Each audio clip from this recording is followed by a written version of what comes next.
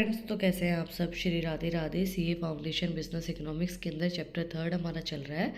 पिछली जो हमारी वीडियो थी उसके अंदर हमने कंप्लीट किया था लॉ ऑफ प्रोडक्शन एंड उसके अंदर हमने कवर किया था law of variable proportion in short run. तो अगर आपने वो वीडियो नहीं देखी है तो प्लीज़ इस वीडियो को यहीं पे पॉज कर दें, क्योंकि दोनों वीडियो इंटरलिंक है।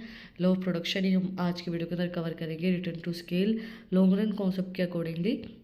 तो प्लीज़ अगर आपने वो वीडियो नहीं देखी तो उस वीडियो का लिंक डिस्क्रिप्शन में जाके चेक करें, और आई होप आपने वो वीडियो देखने के बाद ही आप इस वीडियो के ऊपर आएंगे। तो हम स्टार्ट करते हैं return to scale long run concept. Return to scale is a concept in the long run when all input labor capital resources are variable and can be scaled up or down. Unlike the short run, where some resources are fixed, in the long run, business can adjust everything, allow them to expand. Contract production return to scale concept जो हमारा long run के अंदर बोला गया है। देखो, short run के अंदर जो हमने कॉन्सेप्ट पढ़ा है पिछले वीडियो के अंदर, तो उसके अंदर क्या था कि कुछ फैक्टर फिक्स थे।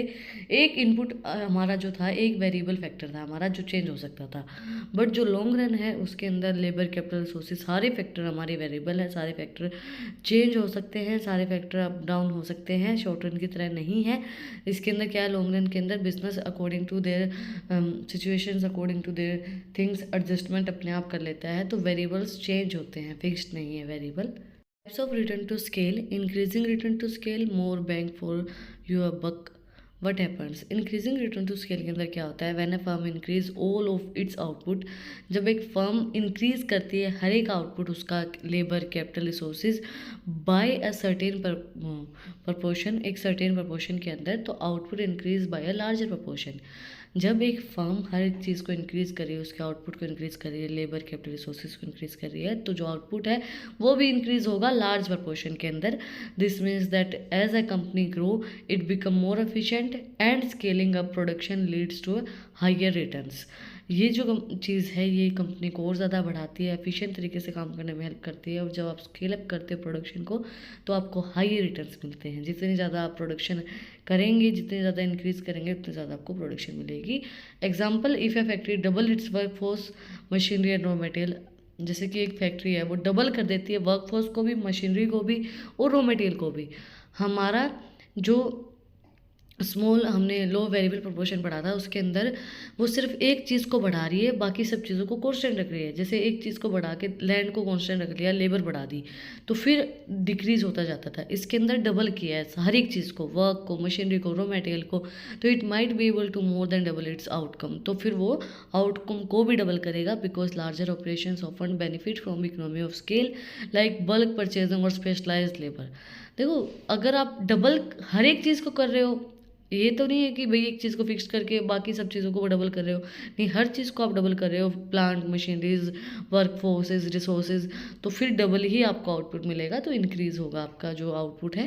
It's happen as the firm expands, it can take advantages of efficiency that come with size, such as improved organization, better use of equipment and more specialized labor.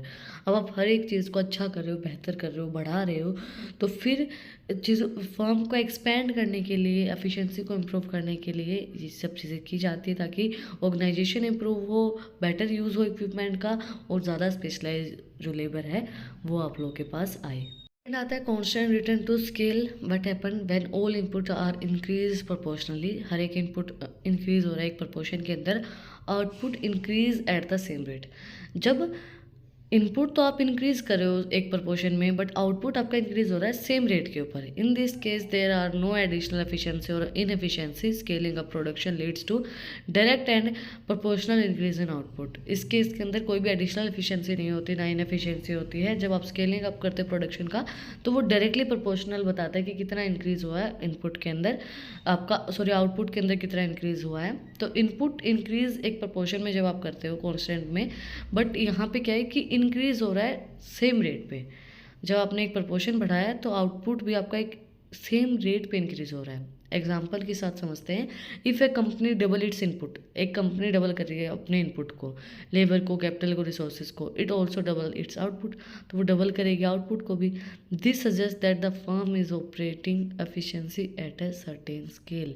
ये चीज़ें मैं बताती कि जो फर्म है वो operate कर रही है एफिशिएंटली एक सर्टेन स्केल के ऊपर, एक प्रपोर्शन आपने बढ़ाया उतना ही सेम प्रपोर्शन आपका आउटपुट का बढ़ेगा.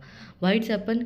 The firm maintain consistency productivity regardless of how much it scale up, meaning there are no major improvement to challenging related to size. देखो मेंटेन करने के लिए कि भाई हम जितना इनपुट डाल रहे हैं उतना हमें आउटपुट मिले, उस चीज़ को मेंटेन करने के लिए, प्रोडक्टिविटी को एफिशिएंट तरीके से यूज़ करने के लिए, स्केल अप को मेंटेन रखने के लिए फर्म इस चीज़ को यूज़ करती है. लास्ट में तो लिस्ट आता है हमारा decreasing return to scale.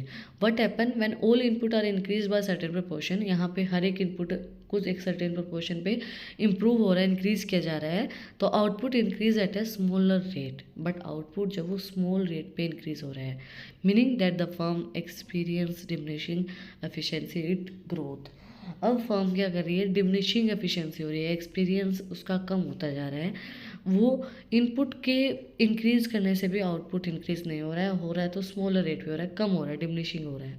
Example, if a company double its input but output only increase by 1.5 times, this is a case of decreasing return to scale. Over expansion could lead to an inefficiency like managerial challenges, resource bottleneck और coordination issues. देखो अब आप over कर रहे हो चीज़ों को, आप ये सोच रहे हो कि मैं डबल कर दूँ, ट्रिपल कर दूँ, इतना कमा लूँ, इतना कमा लूँ, इतने समय में इतना कमा लूँ, तो ओवर एक्सपेंशन भी कम करता है चीज़ों को.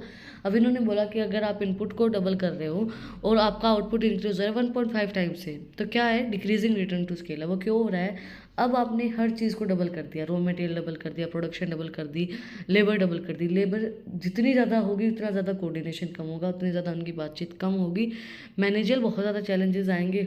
हर एक चीज़ को डबल करना आसान है पर उसको मेंटेन करना बहुत ज़्यादा मुश्किल हो जाता है कि भाई आप इस चीज़ को हैंडल किस तरीके से करोगे. तो कहते हैं ना कि बॉडी बनानी बहुत आसान होती है बट उस चीज़ को मेंटेन रखना बहुत डिफ़िकल्ट होता है. वही चीज़ होती है कि मैनेजल इश्यूज आएंगे और एफिशिएंसी इतनी अच्छे तरीके से नहीं हो पाएगी. Why it's happen?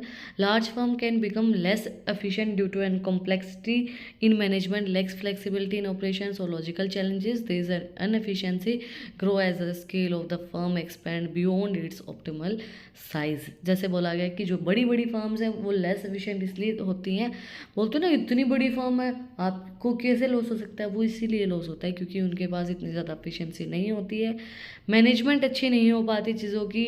अब खोल के तो बैठ गए, इतनी बड़ी फर्म तो बना ली बट उस फर्म को मैनेज करना नहीं आता है, चैलेंजेस हैं, कोऑर्डिनेशन अच्छे से नहीं है, तो इसलिए ये चीज़ होती है, डिक्रीजिंग होता है चीज़ें. अब हम समझते हैं कि क्या डिफरेंस होता है law of variable proportion and return to scale के अंदर. इन दोनों के अंदर डिफरेंस क्या होगा? लॉ ऑफ वेरिएबल प्रोपोर्शन के अंदर टाइम फ्रेम जो होता है वो शॉर्ट रन होता है, रिटर्न टू स्केल के अंदर लॉन्ग रन होता है. इनपुट्स जो होते हैं लॉ ऑफ वेरिएबल प्रोपोर्शन के अंदर वन वेरिएबल होता है, अदर फिक्स्ड होते हैं. रिटर्न टू स्केल के अंदर सारे ही वेरिएबल होते हैं, all inputs are variable. Nature of return कैसा होगा इसका? इनिशियली इंक्रीज होता है, देन डिमिनिश होता है, फिर फाइनली नेगेटिव चला जाता है. बट रिटर्न टू स्केल के अंदर कैन इंक्रीजिंग होता है, फिर कांस्टेंट होता है, फिर डिक्रीजिंग होता है, नेगेटिव नहीं जाता है. ठीक है. अप्लीकेशन अप्लाइड टू एग्रीकल्चर और लिमिटेड इनपुट्स.